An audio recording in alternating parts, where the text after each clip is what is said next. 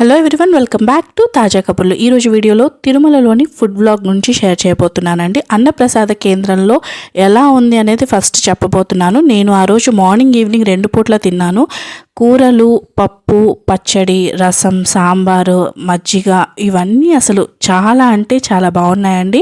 ఇది నేను ఎక్కడ తిన్నానంటే ప్రధాన కళ్యాణకట్టుకు ఆపోజిట్లో ఒక అన్నప్రసాద కేంద్రం ఉంది, అక్కడ తిన్నాను అనమాట. సో పరమన్నం పెట్టారు, బెల్లంతో చేసింది, చాలా బాగుంది.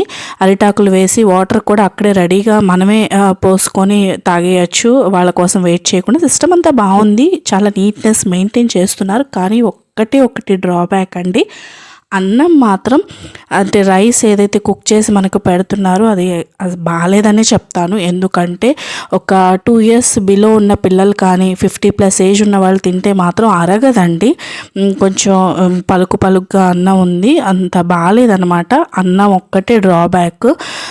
రైస్ పెడుతున్నప్పుడు నేను వీడియో షూట్ చేస్తుంటే వాళ్ళు నన్ను కోపడ్డారు. వీడియో తీస్తే ఫోన్ తీసుకెళ్ళి హుండీలో వేస్తాము అని చెప్పి అన్నారు.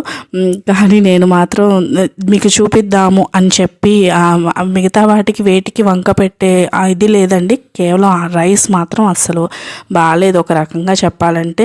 అంటే మోషన్స్ అవ్వడం, వామిటింగ్స్ అవ్వడం, అరక్కపోవడం ఇట్లాంటి సమస్యలు ఫేస్ చేస్తాం. అది ఎక్సెప్ట్ ఇంకంతా చాలా బాగుంది, మెయింటెనెన్స్ కూడా చాలా బాగుందన్నమాట. ఇక రసం అయితే టేస్ట్ అద్దిరిపోయింది. పరబ్రహ్మ స్వరూపం, జీవకోటికి ఆధారం అన్నమే అయినప్పుడు అటువంటి అన్నం పెట్టడంలోని అధికారులు ఎందుకంత నిర్లక్ష్యం వహిస్తున్నారో నాకైతే అర్థం కాలేదు. ఆకలి మీద వచ్చి అక్కడ అన్నం తినడానికి కూర్చున్న ప్రతి ఒక్క భక్తుడు ఆ శ్రీ మహావిష్ణువుతో సమానమని ఆలోచించి అన్నం పెడితే ఎంత బాగుండో అనిపించింది.